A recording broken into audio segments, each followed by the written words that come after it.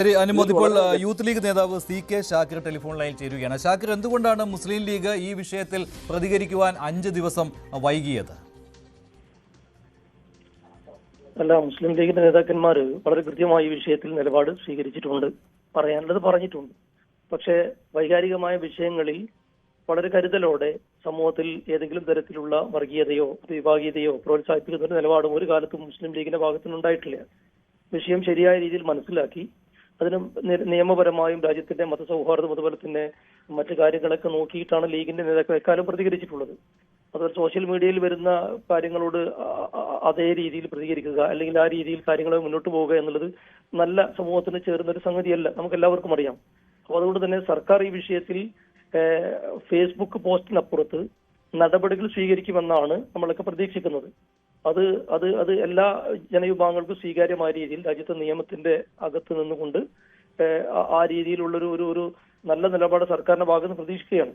അതിന് പകരം FB post ഇട്ടുകൊണ്ട് ഏതെങ്കിലും രീതിയിൽ കയ്യടി വാങ്ങാനോ അതേപോലെ അതിനപ്പുറത്ത് മറ്റൊരു രീതിയിൽ നിയമവിരുദ്ധമായി നടപടി സ്വീകരിച്ചിട്ടുള്ള സ്കൂൾ അധികൃതർക്കെതിരെ എന്താണോ രാജ്യത്തെ നിയമം അനുശാസിക്കുന്നത് അതനുസരിച്ച് നടപടി സ്വീകരിക്കാൻ ഇവർ തയ്യാറായിട്ടില്ലെന്നൊരു വസ്തുതയുണ്ട്. അല്ല, അങ്ങനെയാണെങ്കിൽ ലീഗിന് തുറന്നു പറയാമായിരുന്നുവല്ലോ. ഇത് FBയിലെ കാര്യമൊന്നും പറയണ്ട, സോഷ്യൽ മീഡിയയിലെ കാര്യമൊന്നും പറയണ്ട, ഇത് പരസ്യമായിട്ട് പൊതുസമൂഹത്തിന് മുന്നിൽ നിന്ന് പറയാനുള്ള ആർജവം വിദ്യാഭ്യാസ മന്ത്രിയും കാട്ടിയിട്ടുണ്ട്, ഇതുമായി ബന്ധപ്പെട്ട മറ്റുള്ളവരും കാട്ടിയിട്ടുണ്ട്, സ്കൂൾ മാനേജ്മെന്റ്, സ്കൂൾ പ്രിൻസിപ്പലും ഒക്കെ പറഞ്ഞിട്ടുണ്ട്. അല്ല, ലീഗിന് ഇത് 5 ദിവസം പഠിക്കുവാൻ എന്തിനാണ് സമയം? അതാണ് ഞാൻ ചോദിച്ചത്. ഞാൻ സോഷ്യൽ മീഡിയയുടെ കാര്യമല്ല, ലീഗിന് 5 ദിവസം പഠിക്കുവാൻ എന്തുകൊണ്ട് ഇത്രയും സമയം എടുത്തു? 5 ദിവസം എടുത്തിട്ടില്ലല്ലോ. 5 ദിവസം എടുത്തു. തിങ്കളാഴ്ചയാണ് വിവാദം ഉയർന്നു വന്നത്. ഇന്നലെ രാത്രിയാണ് PK കുഞ്ഞാലിക്കുട്ടി ഫേസ്ബുക്കിൽ വന്ന് പറഞ്ഞത്.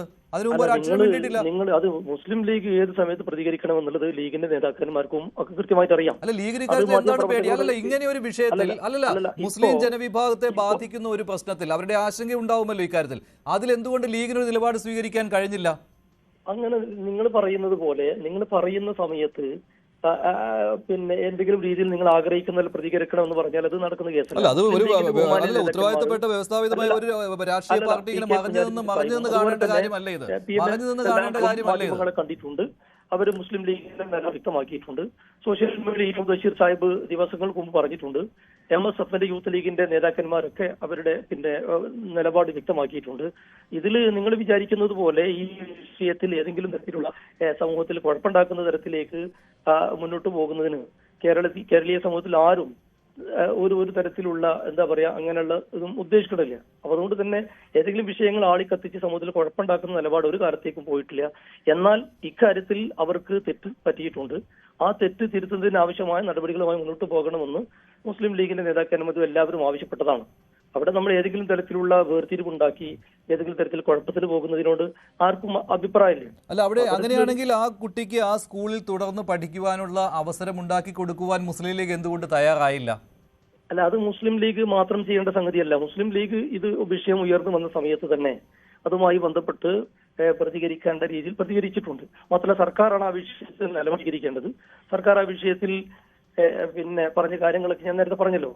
മുസ്ലിം ലീഗിന്റെ നിലപാട് PK കുഞ്ഞാലിക്കുട്ടി സാഹിബും PMA സലാം സാഹിബും ഉൾപ്പെടെയുള്ള ആളുകൾ, ബഷീർ സാഹിബ്, അതുപോലെ തന്നെ PK ഫിറോസ്, മറ്റ് MSFന്റെ നേതാക്കൾ എല്ലാവരും പറഞ്ഞിട്ടുണ്ട്. നിങ്ങളെ ശ്രദ്ധയിൽപ്പെട്ടിട്ടില്ല എന്നാണ് തോന്നുന്നത്. നിങ്ങൾ ഉദ്ദേശിക്കുന്നത് പോലെ മുസ്ലിം ലീഗ് മറുപടി പറയണമെന്നോ പ്രതികരിക്കണമെന്നോ അങ്ങനെ ആഗ്രഹിക്കാൻ പാടില്ലല്ലോ. ലീഗിന്റെ ഒരു ശൈലി നിങ്ങൾക്ക് അറിയാലോ. ഇത് ഇത് ഇത് ഇത് അന്യായമാണ്. നമ്മുടെ രാജ്യത്തൊരു നിയമമുണ്ട്. എല്ലാ മതവിശ്വാസികൾക്കും ഭരണഘടനാപരമായ അവകാശങ്ങളുണ്ട്. ആ അവകാശങ്ങൾ സംരക്ഷിക്കപ്പെടണം. അത് സംരക്ഷിക്കേണ്ട ബാധ്യത സർക്കാരിനുള്ളതാണ്. ആ സർക്കാർ അക്കാര്യത്തിൽ വീഴ്ച വരുത്തിയാൽ സ്വാഭാവികമായും അത് പ്രതികരിക്കും. ആ പ്രതികരിക്കുന്ന രീതിയുണ്ട്. മുസ്ലിം ലീഗിനൊരു രീതിയുണ്ട്. അത് ഏതെങ്കിലും ജനവിഭാഗത്തെയോ പ്രയാസപ്പെടുത്തിയോ സമൂഹത്തിൽ കുഴപ്പമുണ്ടാക്കുന്ന രീതിയിലോ ഒരു കാലത്തും ലീഗ് നിലപാട് സ്വീകരിച്ചിട്ടില്ല.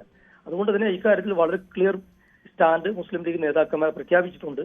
എന്തായാലും ഇക്കാര്യത്തിൽ വിദ്യാഭ്യാസ മന്ത്രിയുടെ നിലപാടിനെ യൂത്ത് ലീഗും അംഗീകരിക്കുകയാണ് അല്ലേ? ഇക്കാര്യത്തിൽ വിദ്യാഭ്യാസ മന്ത്രി നല്ല നിലപാടാണ് സ്വീകരിച്ചത്. വിദ്യാഭ്യാസ മന്ത്രിയുടെ നിലപാടിനെ ലീഗ് അംഗീകരിക്കുക എന്ന് നിങ്ങൾ അങ്ങനെ വ്യാഖ്യാനിക്കുക എങ്ങനെയാണ്? ഒരേ നിലപാടാണ്. അത് അക്കാര്യത്തിൽ മുസ്ലിം ഇവരുടെ നിലപാട് ആത്മാർത്ഥമാണെങ്കിൽ ഇവർ നടപടി സ്വീകരിക്കല്ലേ വേണ്ടത്?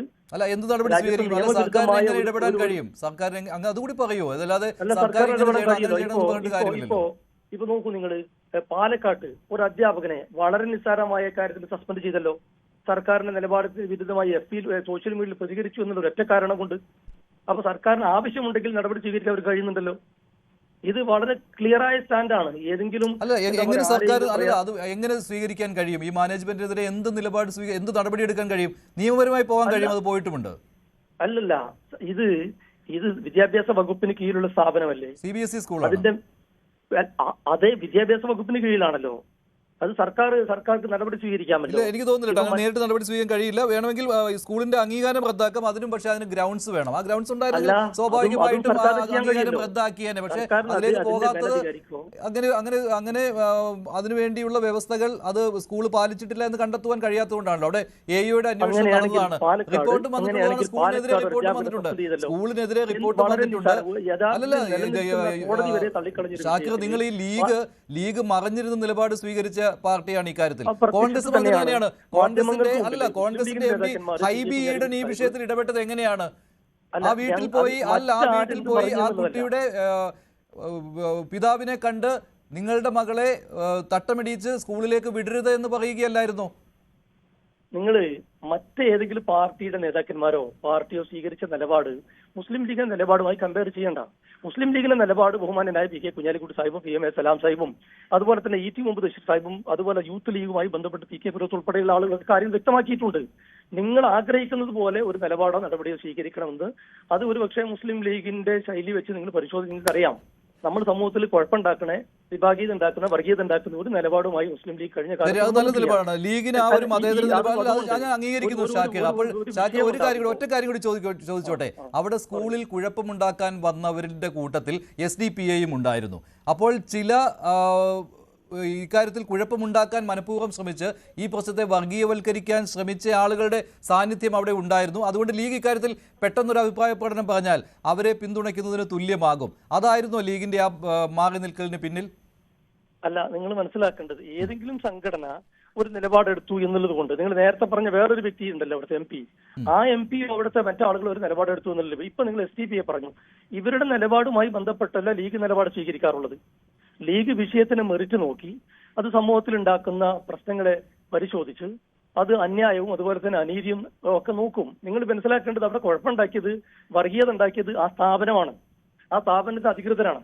അപ്പോൾ SDPIയുടെ നിലപാടിന് നിങ്ങൾക്ക് പ്രശ്നമില്ല? SDPI അങ്ങനെ പോയി അവിടെ ആ രീതിയിൽ പെരുമാറിയതിലും ഹൈബി ഈഡൻ ആണെങ്കിലും വേറെ മറ്റാരാണെങ്കിലും അവരുടെ സംഘടനാപരമായിട്ടും അവരുടെ വ്യക്തിപരമായിട്ടും ഇത് നമ്മൾ ആ വിഷയത്തിൽ കക്ഷിയാൻ വരേണ്ടതില്ലല്ലോ.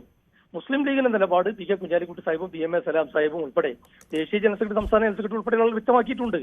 പിന്നെ ചോദിച്ചോട്ടെ, താങ്കൾ അല്ല ശരിയാണ്, PK കുഞ്ഞാലിക്കുട്ടിയാണ് അക്കാര്യത്തിൽ നിലപാട് പറയേണ്ടത്, അദ്ദേഹം പറയുകയും ചെയ്തിട്ടുണ്ട്. ഒരു കാര്യം കൂടി, താങ്കൾ സോഷ്യൽ മീഡിയയുടെ കാര്യം പറഞ്ഞു. ഇപ്പോൾ സോഷ്യൽ മീഡിയയിൽ ആ സ്കൂളിനെതിരെ പ്രചരിക്കുന്ന ഒരു കാര്യം എടുത്തുകൊണ്ടാണ് PK കുഞ്ഞാലിക്കുട്ടിയും പറയുന്നത്.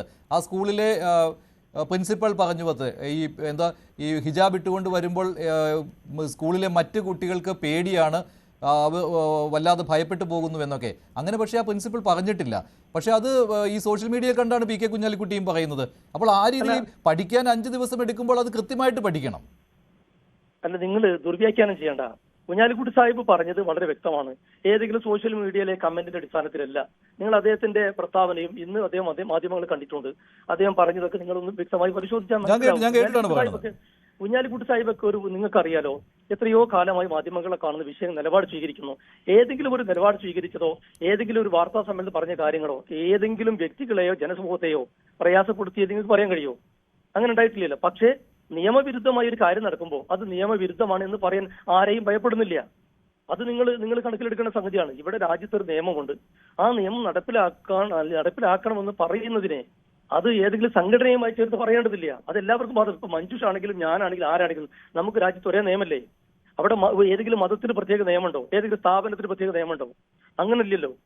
അവിടെ നിങ്ങൾ കോടതി അംഗീകരിച്ചിട്ടുള്ളതാണ് കേട്ടോ. സ്കൂളുകളുടെ കാര്യത്തിൽ കോടതി അംഗീകരിച്ചിട്ടുള്ളതാണ്. പക്ഷെ നിങ്ങൾ ആവശ്യപ്പെടുന്നത് ഏത് കോടതി അംഗീകരിച്ചാലും അങ്ങനെ ഒരു നിയമം സ്വന്തമായിട്ട് ഉണ്ടാക്കാൻ ആ സ്കൂളിന് അധികാരമില്ല വന്നെത്തിച്ചിരിക്കുന്നത്. അല്ല, അങ്ങനെയാണല്ലോ. നമുക്ക് ഈ രാജ്യത്ത് ഒരു ഭരണഘടനയുണ്ട്. ആ ഭരണഘടനയിൽ കൃത്യമായി പറയുന്ന സംഗതികളുണ്ട്. ഏതെങ്കിലും മതവിഭാഗത്തിന് പ്രത്യേകമായി അവകാശം കൊടുക്കാനോ അല്ലെങ്കിൽ മറ്റൊരു മതവിഭാഗത്തിന് ഏതെങ്കിലും രീതിയിൽ മാറ്റി നിർത്താനോ അങ്ങനെ ഒരു നിയമം രാജ്യത്ത്. നിങ്ങൾ എപ്പോഴും ഈ ഭരണഘടനയുടെ കാര്യം പറഞ്ഞുകൊണ്ടാണല്ലോ അങ്ങനെയാണ് ചോദിക്കുന്നത്.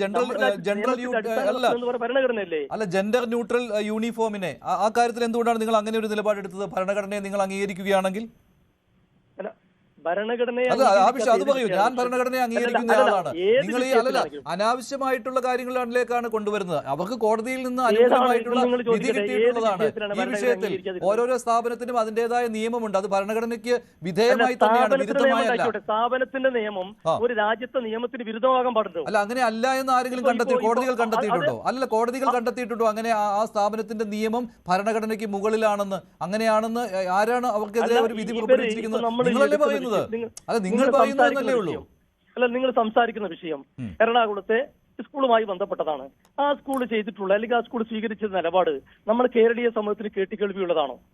എത്ര പല എന്താ പറയാ ഇതേപോലെ കന്യാസ്ത്രീകളെ പോലെ വസ്ത്രം ധരിച്ചു വരുന്നവരുണ്ട്. അതുപോലെ തന്നെ തലയിൽ തട്ടമിട്ട് വരുന്നവരുണ്ട്. ശബരിമല സീസണിൽ കറുത്ത തുണി ധരിച്ചു വരുന്നവരുണ്ട്. ആർക്കെങ്കിലും അതുകൊണ്ട് വലിയ പ്രയാസമുണ്ടോ? അങ്ങനെ പറയുന്നത് കുഴപ്പമില്ല. അവർക്ക് അതിലൊരു വിട്ടുവീഴ്ച ചെയ്തുകൂടെ എന്ന് ചോദിക്കാം, അത്രേ ഉള്ളൂ. വിട്ടുവീഴ്ച അതേ പറ്റുള്ളൂ, അത്രേ പറ്റുള്ളൂ. സ്ഥാപനത്തിൻ്റെതായ നിയമമുണ്ട്. പക്ഷെ അവർക്ക് അത് കണക്കിലെടുത്ത്, ശരിയാണ്, ഒരു മതസൗഹാർദ്ദം കണക്കിലെടുത്തും ഒരു വിട്ടുവീഴ്ച ചെയ്യാമായിരുന്നു, അവർക്ക് അത് അനുവദിക്കാമായിരുന്നു. അത് ശരിയാണ്. പക്ഷെ അനുവദിച്ചില്ല എന്ന് വെച്ച് അവർ ഭരണഘടന ലംഘിച്ചു എന്ന് പറയാൻ പറ്റില്ല. അവർക്ക് നിയമം പാലിക്കാമായിരുന്നു, അവർക്ക് മാന്യത കാണിക്കാമായിരുന്നു. അത് ശരിയാണ്, മാന്യത കാണിക്കാം, അതൊക്കെ ശരിയാണ്. പക്ഷെ അവിടെ മറ്റൊരു കാര്യമുണ്ട്. അല്ല ശാസ്ത്ര, നിങ്ങൾ ഈ നിയമത്തിന്റെ ഒക്കെ മുകളിൽ നിന്ന് പറയുന്ന മറ്റു ചില കാര്യങ്ങളുണ്ട്. അവിടെ ഒരു സംശയത്തിന്റെ കാര്യത്തിലേക്കാണ് നിങ്ങളൊക്കെ പോവുക. ഇപ്പോൾ നിങ്ങൾ പറയുന്നുണ്ട് രാജ്യത്തെ മുഴുവൻ വർഗീയവൽക്കരിക്കാൻ വരുന്നു, ഇവിടെ മുസ്ലിങ്ങൾക്കെതിരെ വലിയ ആക്രമണം ഉണ്ടാകുന്നു എന്നൊക്കെ എപ്പോഴും പറയുന്ന ഒരു കാര്യമുണ്ടല്ലോ. ഒരു രാഷ്ട്രീയം കൂടി അതിലുണ്ട്. അതുപോലെ ആ സ്കൂളും സംശയിക്കുന്നു. അല്ല ക്രൈസ്തവ മാനേജ്മെന്റുകളും സംശയിക്കുന്നു. അല്ല ക്രൈസ്തവ സഭകളും സംശയിക്കുന്നു. കാരണം അവിടെ ഈ ഹിജാബ് ധരിച്ച് കുട്ടി വന്നപ്പോൾ ആ കുട്ടിയെ ആ സ്കൂളിൽ കയറ്റിയേ തീരൂ എന്ന് പറഞ്ഞുകൊണ്ട് രംഗത്തെത്തിയ ചില ശക്തികളുണ്ടല്ലോ. അവരുടെ കാര്യത്തിൽ ആ സഭകൾക്കും സംശയമുണ്ട്. ചോദിക്കേണ്ടത് അവരോടാണ്. അല്ല അവരോട് ചോദിച്ചവര് അവരെ അല്ല അവരുടെ പ്രവർത്തനം പേടിപ്പിക്കുന്നു എന്നാണ് സ്കൂൾ പറഞ്ഞത്. ഇപ്പൊ മഞ്ജുഷ ആണെങ്കിൽ പോലും ഞാൻ പറയട്ടെ, നമ്മളൊരു വിഷയം ഇപ്പം ഈ മാധ്യമം എന്നുള്ള മീഡിയ ഈ ന്യൂസ് 18 വിഷയം ചർച്ചയ്ക്ക് എടുക്കുമ്പോ സ്വാഭാവികമായിട്ടും മെറിറ്റ് പരിശോധിക്കൂലേ?